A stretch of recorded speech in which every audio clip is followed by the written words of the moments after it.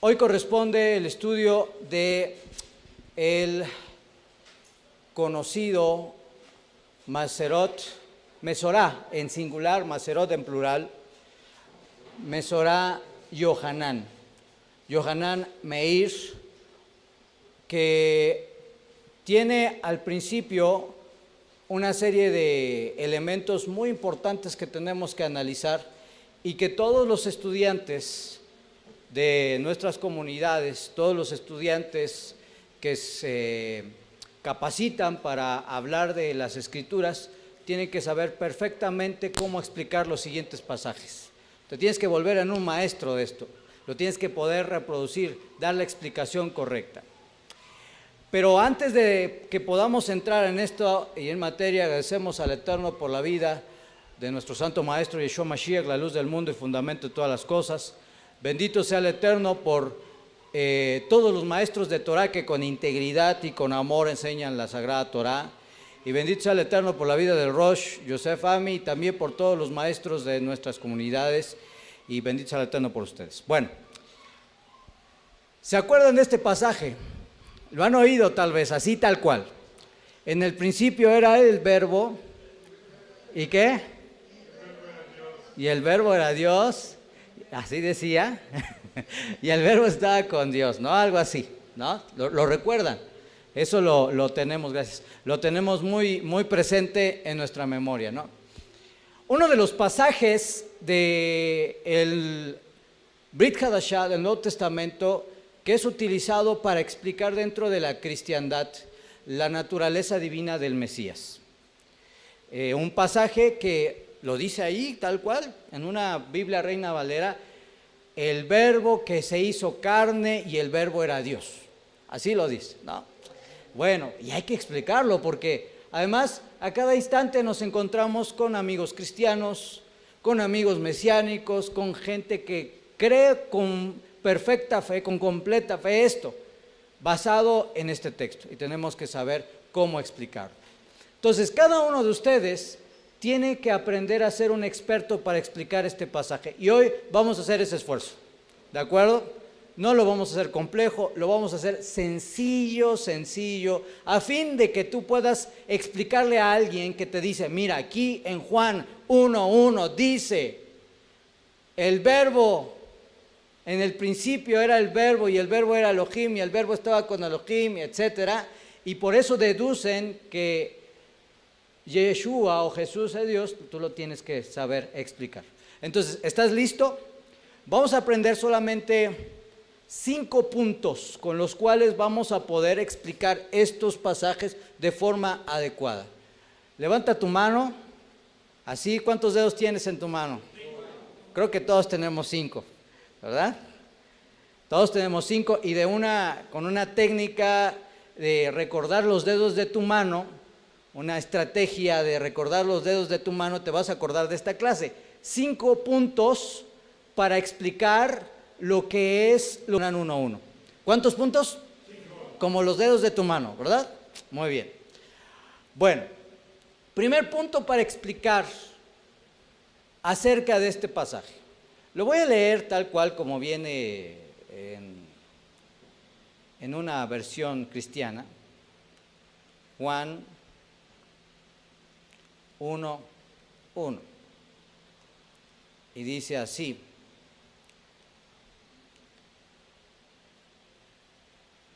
En el principio, esto es una Reina Valera, en el principio era el verbo, y el verbo era con Dios, y el verbo era Dios. Este era en el principio con Dios, y todas las cosas por Él fueron hechas. ¿Por quién dice? Por el verbo, supuestamente. Y sin Él nada de lo que ha sido hecho fue hecho. En Él estaba la vida, y la vida era la luz de los hombres. Y la luz en las tinieblas resplandece, y las tinieblas no prevalecieron contra ella. Primera cosa que tenemos que encontrar al respecto de este pasaje. Dentro de Brit Hadashah, el Nuevo Testamento, nos vamos a encontrar diferentes libros que fueron escritos de diferentes maneras. Por ejemplo, no fue escrito de la misma forma Marot Elohim, Apocalipsis, a, por ejemplo, el libro de Hechos. El libro de Hechos relata eventos históricos, lo que pasó cuando vino la Ruach HaKodesh, cuando el maestro ascendió al cielo, ¿se acuerdan? Hechos capítulo 2, allá en la fiesta de Shavuot, que por cierto pronto vamos a celebrar, que la Ruach vino sobre los discípulos que estaban celebrando esta fiesta, y se relatan los eventos que sucedieron, eventos históricos, ¿sí? A veces nos vamos a encontrar con que algunos textos son escritos de manera que no son eventos históricos, sino son proféticos. ¿Ves la diferencia? Histórico significa que ¿qué? Que ya pasó. Y profético significa que ¿qué? Que va a pasar. Por ejemplo, Apocalipsis, Marot Elohim y algunas secciones de los Maserot son documentos proféticos. Quiere decir que van a suceder. ¿Sí? Pero además de que van a suceder, hemos explicado, ¿se acuerdan cuando tuvimos el congreso y hablamos de la profecía? Hablamos de los sueños, hablamos de las visiones y hablamos de varias cosas. Dijimos que basados en lo que Hashem explicó por medio de su Torah, las profecías y señales el Eterno no las da de forma completamente abierta, específica y exacta, sino que a veces es por visiones, por sueños, por palabras que tienen que ser ¿qué? Interpretados, ¿sí? Y por lo tanto, los eventos proféticos que hay en los documentos de este tipo no se pueden leer e interpretar de forma literal, ¿sí?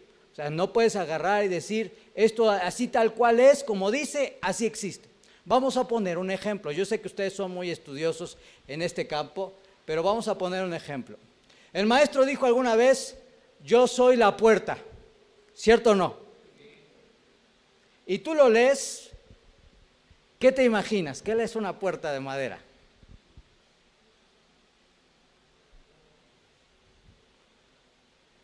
¿Significa que él místicamente se convirtió en un pedazo de madera que cubría una entrada?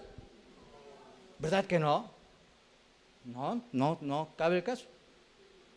En otra ocasión el maestro dijo, yo soy la vid. ¿Todos saben qué es la vid? ¿Qué es la vid? A ver. La planta de la uva, ¿no? ¿Significa que él de repente se convirtió en una planta de uva? En otra ocasión el maestro dijo, yo soy la luz del mundo. Y a lo mejor hoy en día alguien se imagina que se convirtió en un bombillo eléctrico. No es así. Porque muchos de los textos de las Escrituras y enseñanzas de las Escrituras y palabras y sobre todo secciones que hablan de dos cosas, los misterios y la profecía, no se pueden interpretar literalmente. ¿Está bien? ¿Estás conmigo? Por ejemplo, veamos Apocalipsis. ¿Se acuerdan cuando habla en Revelaciones de Elohim que se dice acerca de que va a haber 10 cuernos, 10 reyes y un cuerno pequeño? ¿Sí? ¿Te imaginas eso? Probablemente la mayoría de las personas literalmente se imaginan el cuerno, pero no es el cuerno en sí, sino es lo que representa el cuerno. ¿Qué representaba el cuerno? El cuerno, que justamente tenemos aquí, se utilizaba en la cultura hebrea, se le echaba aceite y el día que se iba a ungir a un rey, era ungido y era la señal del cuerno. Quería decir, por lo tanto, que era el rey, el gobernante, la autoridad. Y si pasamos esa idea a lo que tenemos en las Escrituras, a un cuerno, entonces estamos hablando ¿de qué? De una autoridad, de un rey, de un gobernante. Y por lo tanto no podemos hablar literalmente de un cuerno. ¿Está conmigo? Esto es bien importante. es bien importante que lo establezcamos. Es el primer punto. Las escrituras tienen diferentes estilos literarios. Hay hasta poesía. Todos los Shabbats los invitamos que se reúnan con nosotros, ya sea física o virtualmente. Nos sentamos a hacer el rezo aquí con el Rosh y leemos Shir Hashirim, cantar de. Porque cada texto, inclusive de un pasaje a otro, de un texto a otro, puede variar la forma en la que están escritos. En el caso de Yohanan, lo que nos ocupa, pongamos un poco la mente en quién era Yohanan. Yohanan venía de la tribu de Leví, era un levita. Ahora en la Parashá Bemidbar se habla del conteo de los levitas, junto con el conteo de todos los hijos de Israel.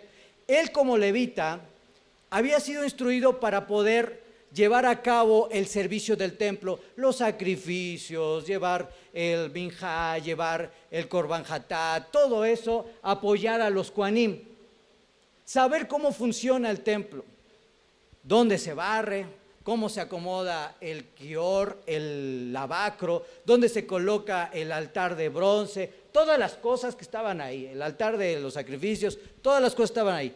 Pero ya en este punto, para los días de Yeshua, los levitas y los sacerdotes también conocían un significado místico de cada elemento del Mishkan. En otras palabras, sabían que el tabernáculo representaba una grande cantidad de elementos místicos, no solamente los sacrificios, no solamente la mesa de los panes que llevaban los panes, sino que representaban cosas arriba y por encima del significado que hay en lo material. Los levitas lo sabían y por lo tanto en la mente de este Yohanan se dio la transmisión de lo que sucedió en la vida de Yeshua desde su óptica como levita. En otras palabras, llevó el acto del nacimiento del maestro a un nivel que está relacionado con lo místico de la Torah. En cambio, por ejemplo, vemos Matillahu o Gilel, cuando tú lees Gilel, Lucas cómo lo narra, y este fue el nacimiento del maestro, y inclusive se habla de cómo se dio, y todo eso, pero es muy diferente a Yohanan. Y es diferente a Yohanan porque Yohanan tenía la óptica de un levita que entendía lo místico. ¿Está conmigo? Por lo tanto, Yohanan, para empezar, nunca pudo haber expresado la idea de que sus palabras de entrada tienen que entenderse de forma literal, para empezar, sino que esas palabras tienen un nivel profundo que hay que entender.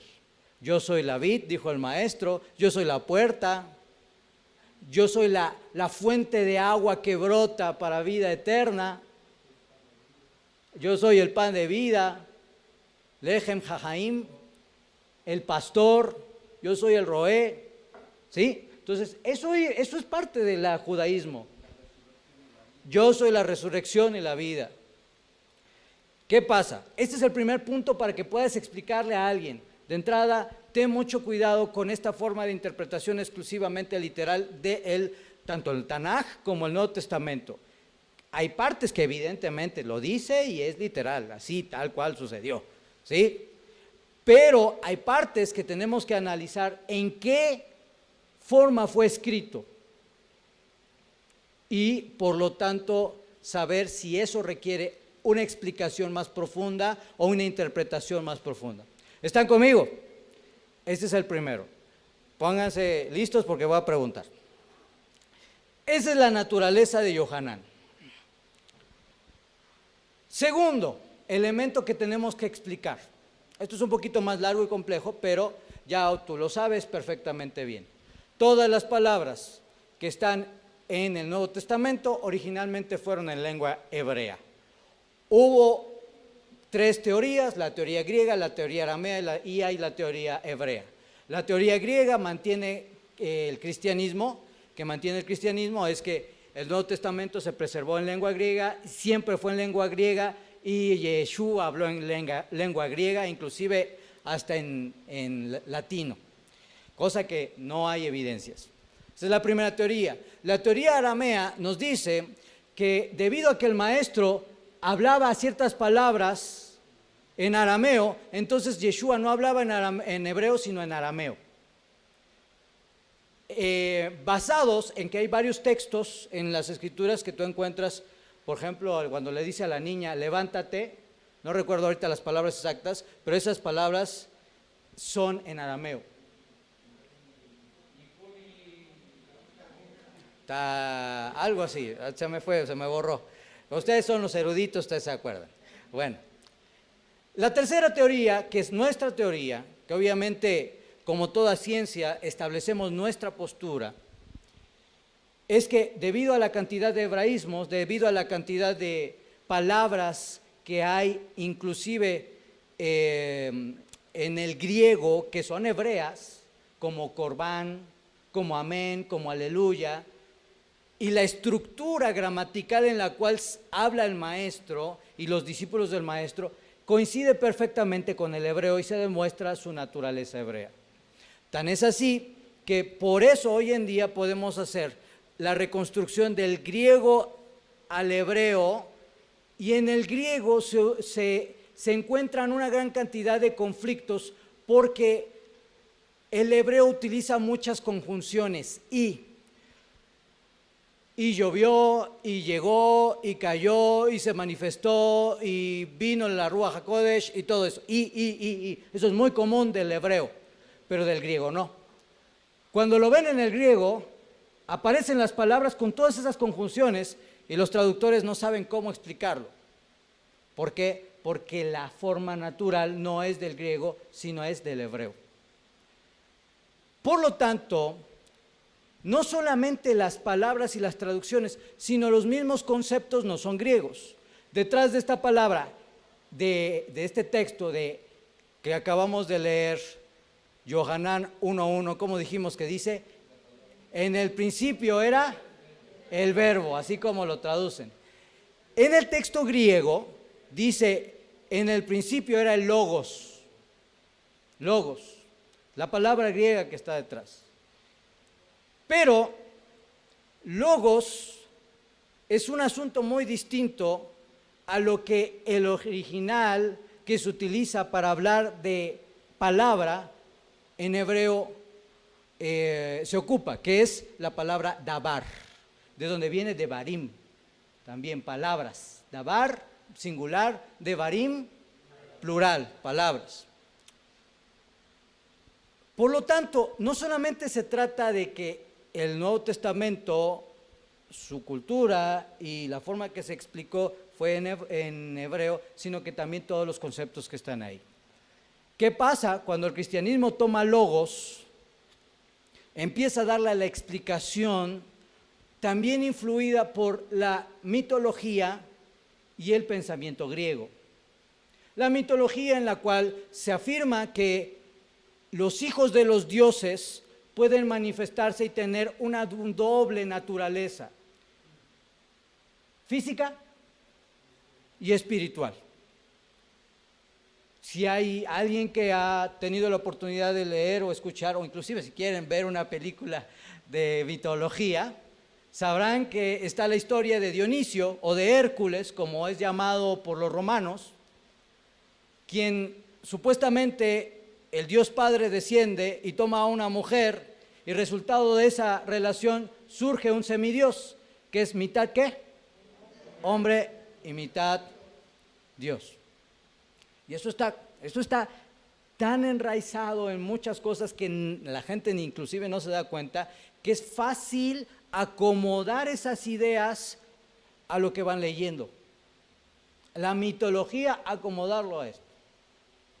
Entonces, no solamente se trata de las palabras, se trata de los conceptos. La palabra logos no corresponde con lo que realmente quiere decir aquí el escritor, y ahorita lo vamos a ver. Tercera cosa importante, la naturaleza creativa de Dios es un proceso de diseño y materialización de los planes. Yo no sé si les ha tocado, pero yo he explicado mucho de esto. Hashem diseñó todo en su mente en un sentido simbólico, porque Él no tiene cabeza como nosotros, Él es el espíritu. Diseñó todo.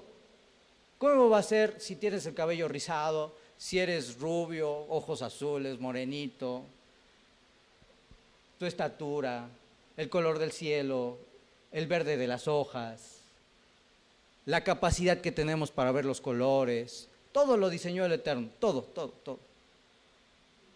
Todo lo que hay en el universo, en el mundo físico y en el mundo espiritual, todo lo diseñó Hashem. Y esa es la primera parte de Dabar. La segunda parte de Dabar es que en Génesis está dicho que utilizó expresiones creativas para crear. ¿Se acuerdan? Hágase la luz. Que pululen los animales. Cuando alguien lo lee, dice, pues, ¿con quién estaba hablando, no?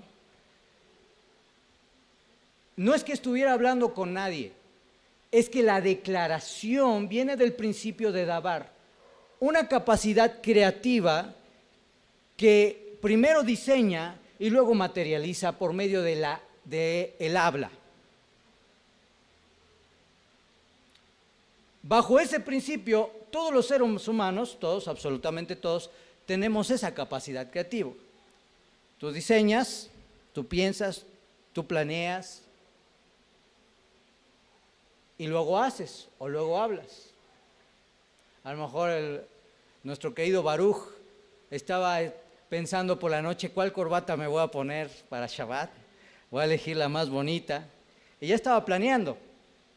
Y al otro día se puso la corbata que eligió. Es un ejemplo, ¿no? Que tiene que ver con elecciones. Pero ¿qué tal cuando quieres construir tu casa? Dices, aquí voy a poner la alberca, aquí voy a poner la cocina, el patio. O sea, lo diseñas y luego ese proyecto ¿qué? Bezrat Hashem se materializa. Ahí viene el tercer punto, el concepto de Dabar. Hashem diseñó y luego todo eso se materializó. Eso es Dabar, no logos, no el verbo, sino la materialización de la voluntad del Todopoderoso. ¿Están conmigo? A ver, vamos tres. Primero, la naturaleza de la forma en la que fue escrito Haberit Hadashah. Segundo, la diferencia entre las palabras y los conceptos griegos y hebreos. Tercero, la naturaleza creativa. ¿Está conmigo? Cuarto, cada vez que vamos a fundamentar algo que tiene que ver con nuestra fe, tiene que estar enraizado en el Tanaj, en la Torah. Y de ese principio vamos a sacar elementos que nosotros llamamos en la teología fundacionales. ¿Qué quiere decir fundacional? Que es el fundamento.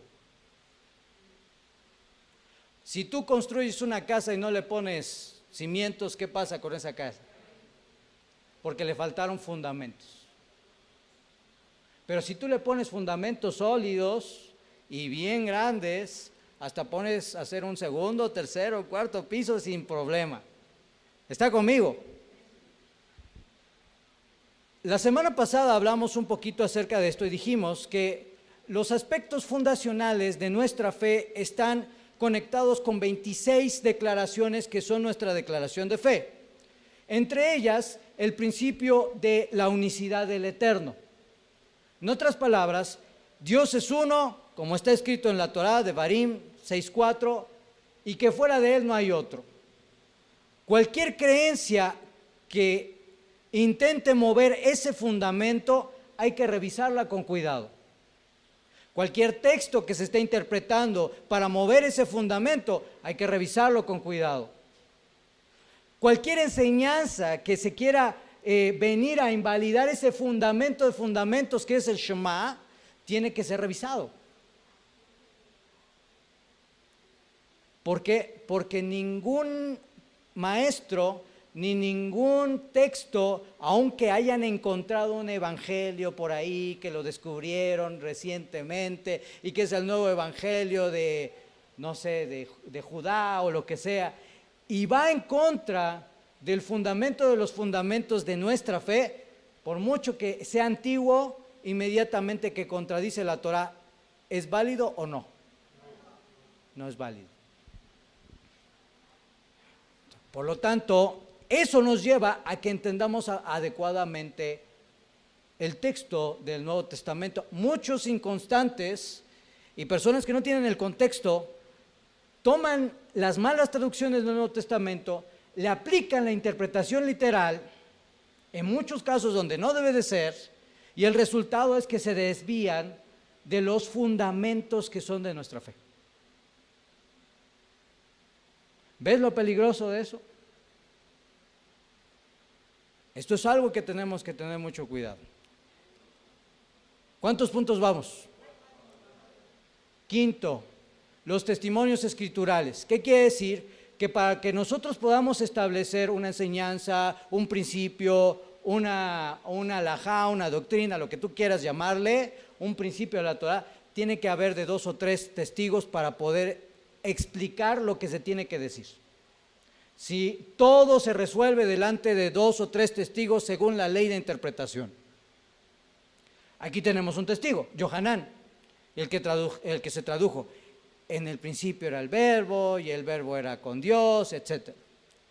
Pero, ¿habrá otro texto en las Escrituras que hable de algo semejante? La respuesta es que sí, tenemos 2 textos en las Escrituras. El primero nos lo vamos a encontrar en Proverbios 8, 22 al 31, Mishle.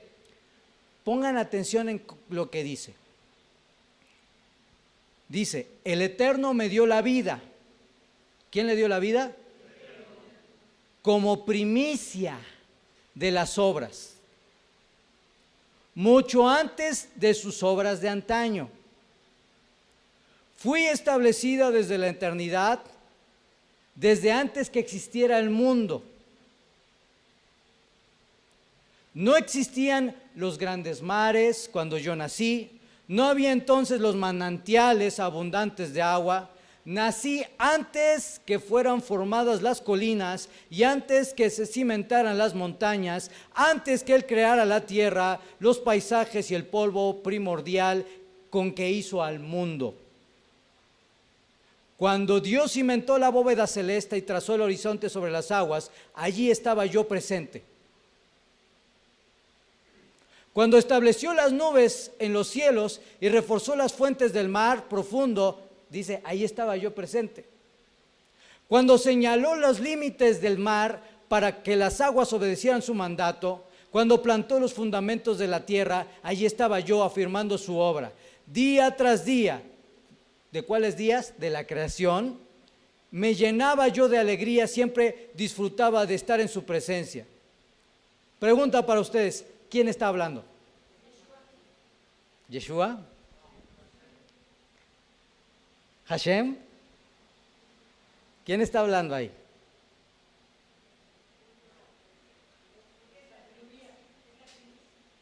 La primicia, interesante. ¿Qué más? A ver, mis amados. A ver, Baruch. ¿No? Allá, Eleazar. ¿No? No se preocupen, no voy a regañar a nadie, estamos aprendiendo. Si se equivocan, lo corregimos. Estaba hablando del Dabar, que incluye la sabiduría. Dicho de otra manera, para nosotros leemos las Escrituras y como seres humanos racionales, que Dios nos ha dado la capacidad de pensar, de proyectar, de imaginar, de crear, Para nosotros es algo natural, la sabiduría y el proceso creativo. Es algo que Hashem nos ha dado, nacimos así, Baruch Hashem, y vamos a tener esa capacidad creativa hasta que el Eterno nos llame. Pero también eso debió haber sido creado por el Eterno. Y esa capacidad creativa y esa sabiduría es el davar que el Eterno creó antes de que existiera todo. El Eterno estableció los cimientos para que pudiese existir todo. Volvamos al ejemplo de la construcción de una casa. Antes de que tú pongas los cimientos, primero preparas el terreno. ¿Qué hay que hacer con un terreno que hay que limpiar?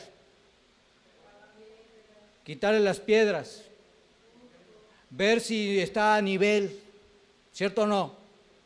Si está bajo el nivel de la calle o arriba del nivel de la calle, porque eso es importante. Y si tú construyes sin saber esto, ¿qué pasa? Es gravísimo. Imaginémonos a un arquitecto que va a diseñar un gran proyecto de un edificio de 300 pisos.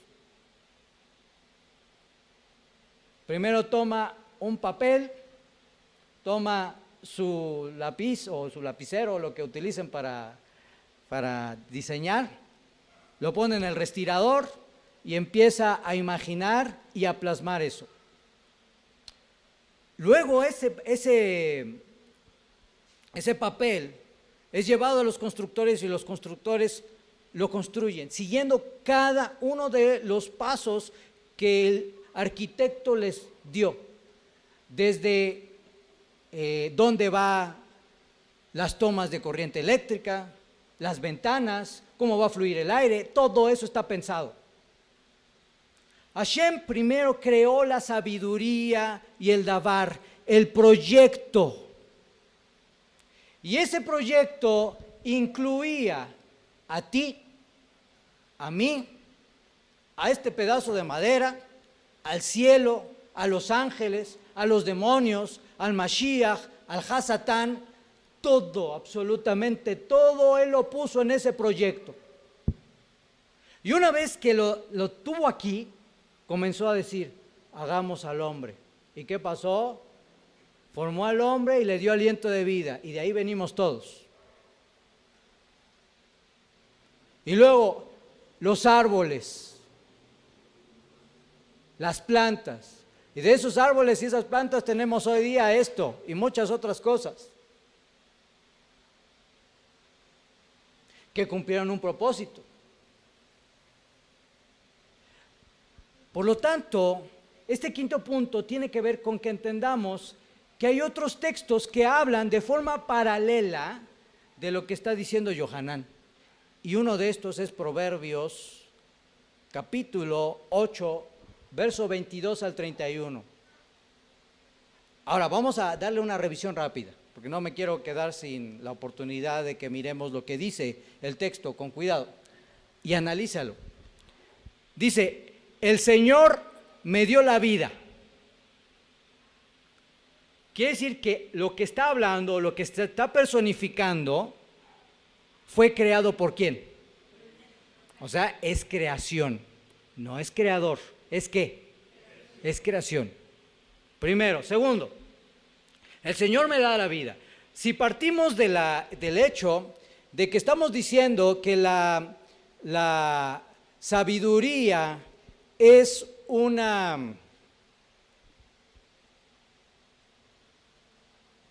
algo que creó el Eterno, ¿cómo explicamos entonces que habla? Porque en este texto está hablando,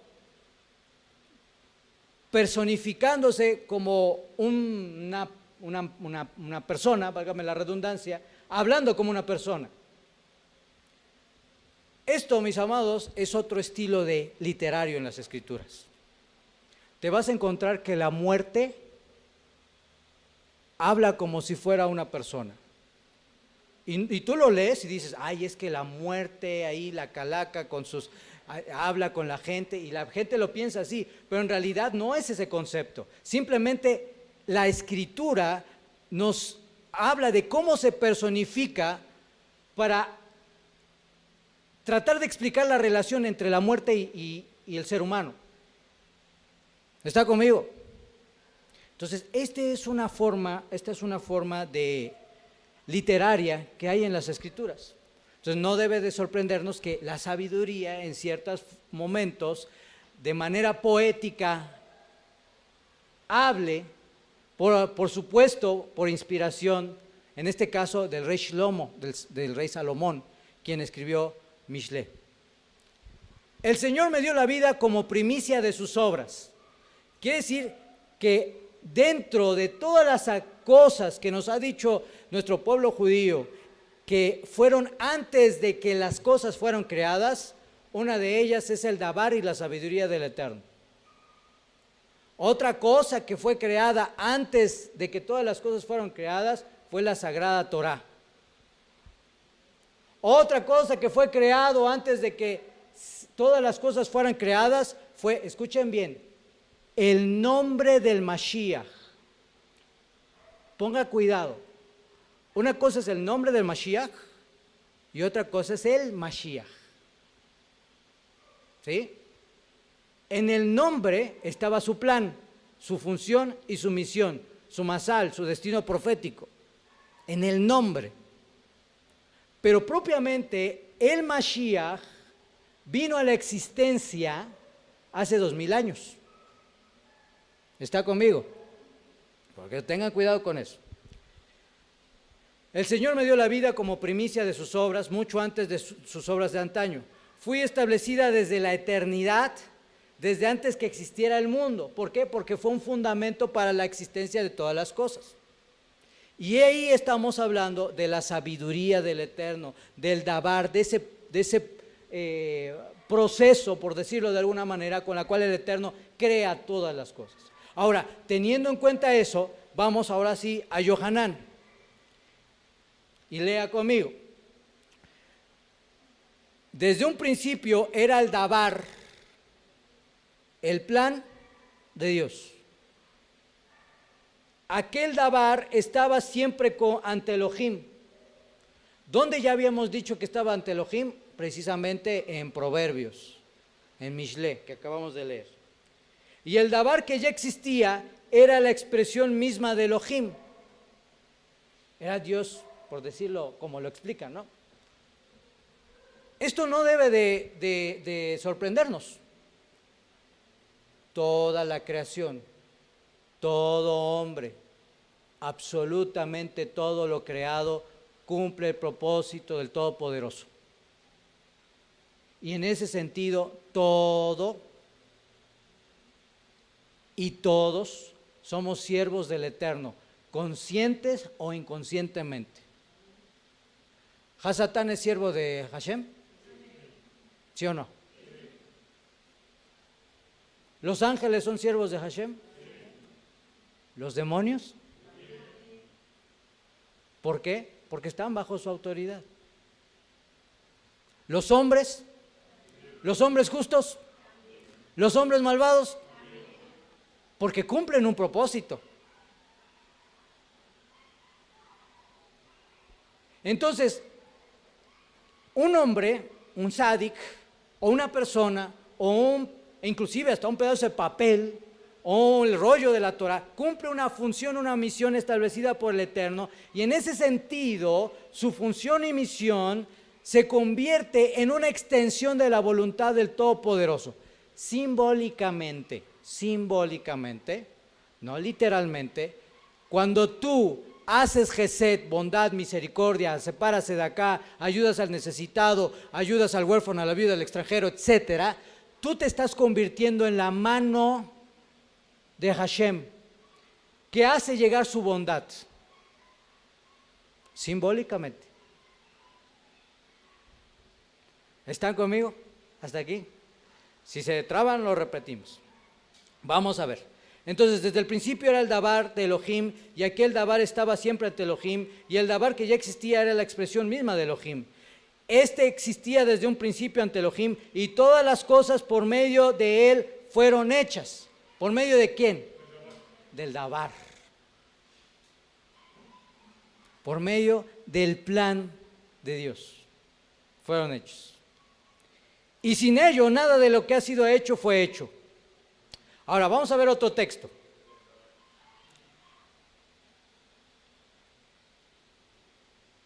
Primera de Juan, Yohanan Aleph, capítulo 1, verso 1 al 2. Vean lo que dice.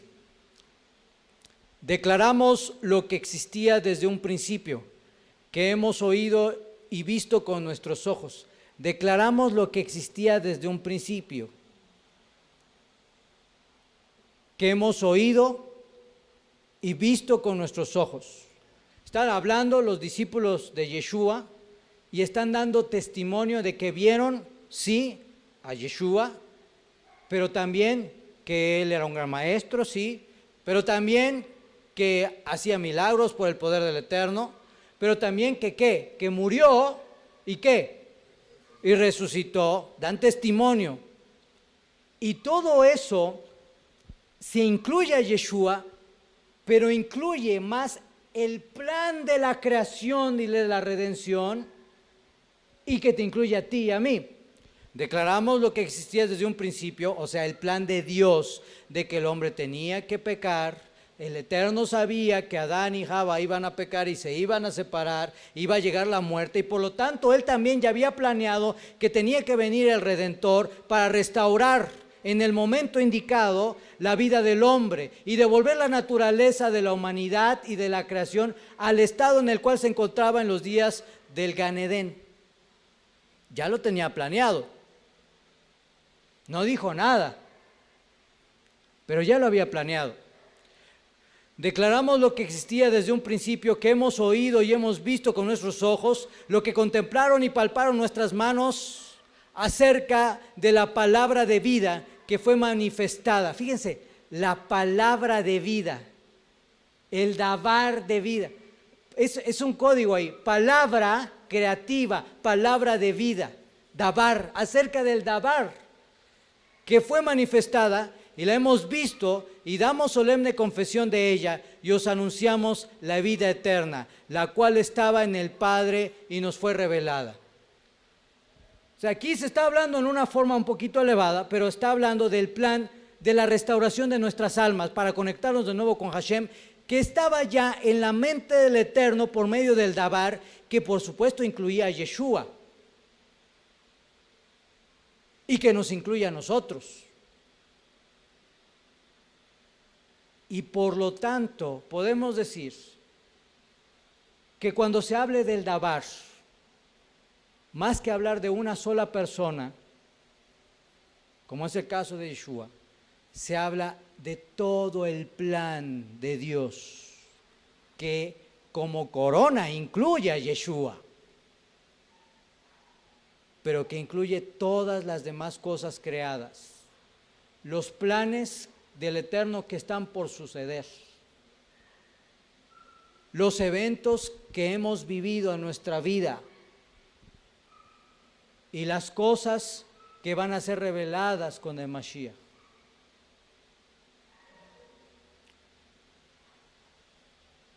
El Popocatépetl está haciendo de las suyas estos días, ¿verdad? Ya no terminamos de recoger cenizas por todos lados. Lavas el coche y al otro día está peor, y más si llueve. Uf. Bueno, todo eso, que se está activando una serie de volcanes en América, está coincidiendo con los eventos políticos trágicos que hay en las naciones. Está coincidiendo con la corrupción de la gente.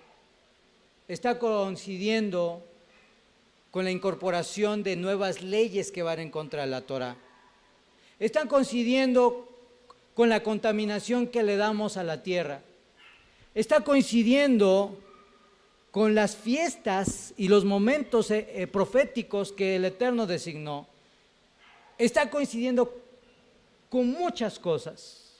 Y eso es lo que el maestro llamó los dolores de parto.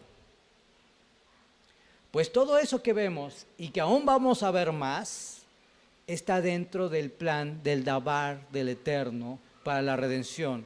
Porque el maestro nos dijo en Matillahu capítulo 24 que todas estas cosas tenían que suceder antes de la manifestación del Mashiach, del Ben Adam, que vendría por segunda vez, que viene a establecer completamente la función y misión de la redención a través de Mashiach.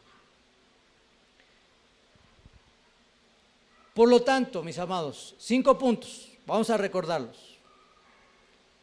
Primero, la naturaleza con la cual fue escrita o escrito Haverit Hadashah, los estilos literarios. No todo se puede interpretar de forma literal.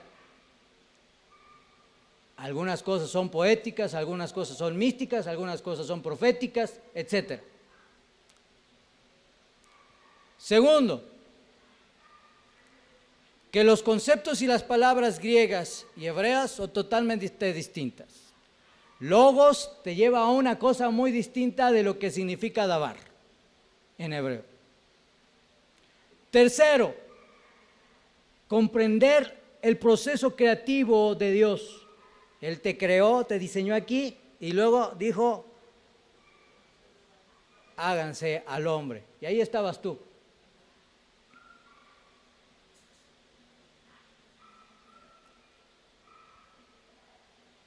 Siguiente punto, que para que nosotros podamos establecer que en Juan 1.1, en Yohanan 1.1, el verbo se hizo carne y el verbo estaba con Dios y el verbo era Dios, tal cual como le explica la Iglesia Católica, tenemos también que encontrar otros textos paralelos que confirmen eso o lo desmientan. Encontramos 2 textos. El primero, Proverbios 8, 22 al 31, donde mucho tiempo antes se está hablando de forma paralela de lo que ya se habló en Yohanan, refiriéndose a ¿qué? A la davar y a la sabiduría. Y el segundo texto que encontramos fue Yohanan, primera de Juan 1, 1 al 2. ¿Por qué es tan importante esto, mis amados? Desde tiempos muy antiguos, siempre ha habido la necesidad de defender nuestra fe. Rab Shaul lo hacía, defendía lo que había recibido y lo explicaba. Los grandes hombres judíos, por ejemplo, un gran historiador, Flavio Josefo, escribió todo un libro para defender una postura. El Rambam escribió un libro también específicamente para defender los principios de nuestra fe. Y esto es necesario porque cuando el pueblo no está educado y comienza a recibir impactos del exterior de información, esos impactos y esa influencia poco a poco van desgastando los fundamentos de la fe si no hay una formación, una educación y no revisamos con cuidado esto. Y en nuestros días también está habiendo una gran cantidad de información que bombardea con una gran cantidad de cosas que lo que quieren es moverte de los principios fundamentales de nuestra fe. Porque es más fácil seguir la dinámica de la filosofía y la mitología que defender los principios hebreos. Es más fácil, es más cómodo. Por eso es que todos y cada uno de nosotros tenemos, el Rosh también tiene de este tipo de material. Y tenemos que seguir generando esto para que de forma concisa se explique cuál es la teoría griega, cuál es la teoría aramea, cuál es la teoría hebrea y por qué son estas teorías. ¿De dónde salen? ¿Y por qué nosotros nos inclinamos a la hebrea? ¿Cuáles son los testimonios? ¿Cuáles son los hebraísmos? ¿Cómo lo demuestras? A ver, maestro, pastor griego que debe ser respetado, ¿cómo explicas que el Nuevo Testamento dice palabras, en el texto griego dice palabras como corbán, palabras como amén, como aleluya? Si se supone que para este momento ya se había desechado, según la teoría cristiana, la lengua hebrea. lo que en realidad demuestra la importancia de esas palabras que hasta el día de hoy seguimos. Así que tenemos que recargar las baterías para poder explicar esto. Y hay cosas que no son tan sencillas de explicar, pero si te es necesario ver la clase 2, 3, 5, 10 veces hasta que te la aprendas de memoria, hay que hacerlo, porque esa es la costumbre de nuestro pueblo, hacer las repeticiones para que me las aprenda. Y tomas nota. Aquí en Proverbios, aquí en Primera de Juan, y tomas y te haces tu acordeoncito. ¿Por qué? Porque se nos olvidan las cosas. Y cuando entras en esa dinámica, en el momento en el cual sea requerido dar testimonio de tu fe, mira, así de inmediato, porque tienes la información a la mano. Pero cuando no es así, cuando a veces descuidamos estos temas, cuando no les tomamos la importancia, viene alguien y ¿qué crees? Te mueve la silla y te hace dudar. Oye, ¿no será cierto que Jesús es Dios?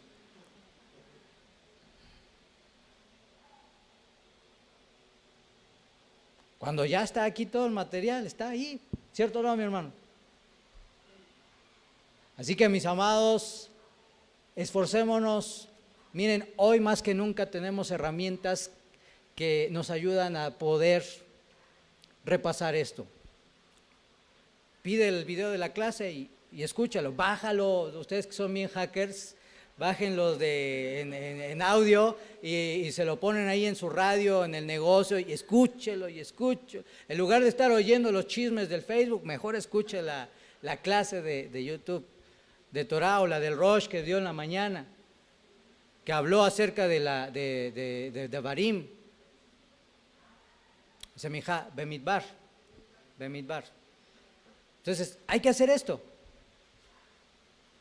Hay que estarnos llenando de la Torah. Y hay que estarnos llenando de nuestros maestros, de la información de nuestros maestros. No vaya a querer preguntarle al amigo Gozo y Paz al respecto de esto.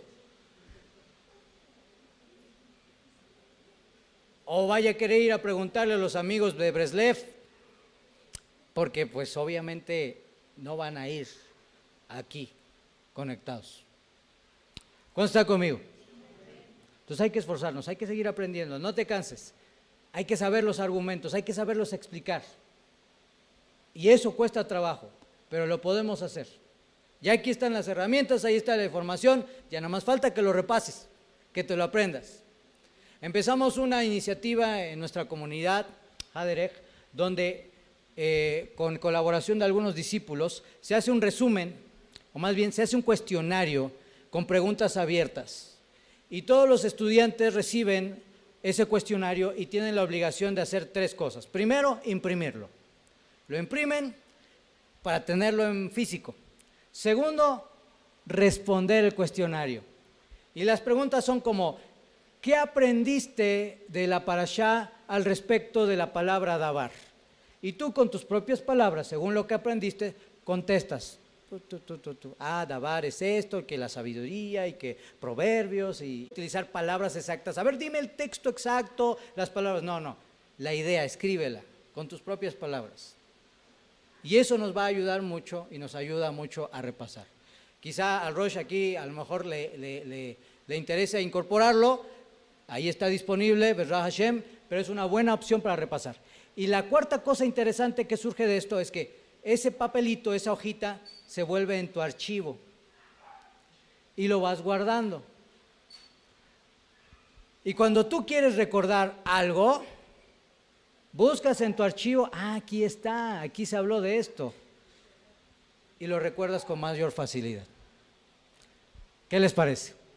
Hay que hacerlo, ¿no? Hay que hacerlo, porque hay que aprender. Bueno, mis amados, pongámonos de pie y vamos a darle toda rabá al Eterno por este santo Shabbat y por este Jodesh que está iniciando, este Rosh Hodesh que está iniciando.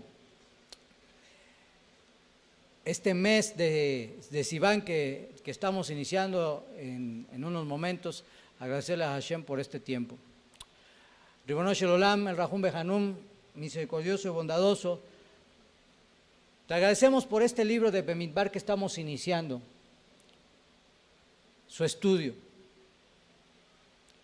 Y te pedimos, Padre bondadoso, que tú nos permitas que cada partícula de luz, de conocimiento, de sabiduría, pero también de actos y de acciones, se convierta en nosotros en carne. Padre, que esta parashá traiga un mérito para nuestras familias, para nuestros hogares, para nuestro estudio de Torah, para nuestra emuná. Que esta parashá nos ayude a recordar que tenemos que vaciarnos completamente para recibir tu Torah, como el desierto que está vacío. Ribono Shel Olam, asimismo te rogamos que tú nos ayudes a estar listos, capacitados para dar testimonio de nuestra fe para aquellos que por ignorancia, por rebeldía, van en contra de los fundamentos de nuestra sagrada Torah y de nuestra fe. Que tú, Padre, por la Ruach HaKodesh, hagas como has prometido, que en aquel momento que sea necesario dar testimonio, nosotros podamos dar testimonio por medio de la Ruach HaKodesh. Y que no solamente sea la sabiduría que hemos adquirido, sino además sea tu presencia, Señor, en nosotros hablando, como está dicho en nuestros libros. También hacemos un vidui, porque hemos sido descuidados. Hemos sido descuidados y hemos tomado en poco, muchas veces, aquellos fundamentos. Hemos creído que no es necesario explicar los fundamentos de nuestra fe. Y hoy hacemos este vidui y te pedimos, Padre, que nos perdones, porque es necesario que cada hombre, mujer, discípulo y discípula esté capacitado para dar testimonio de su fe. Padre bueno, haz con nosotros lo que necesitamos tener para retener la información y el conocimiento, y nosotros, Padre, nos comprometemos en hacer lo que nos toca a nosotros hacer para retener la información y el conocimiento de tu Sagrada Torah. Restituye nuestra mente, nuestra sabiduría, renueva nuestra capacidad para retener la información, Padre, pero sobre todo nuestra capacidad y nuestra valentía para dar testimonio de nuestra fe. B'zchut Yeshua Meshcheinu, amén, beamén. Shabbat Shalom lekulam, Chodesh Tov, Sivan, excelente mes para todos. Saluda al que está junto de ti, dile Shabbat Shalom todavía y Chodesh Tov a todos. Excelente mes. Recuerden que la santificación de Rosh Chodesh es un mandamiento, es una mitzvah. Es una mitzvah, así que cumplimos este mandamiento una vez al mes.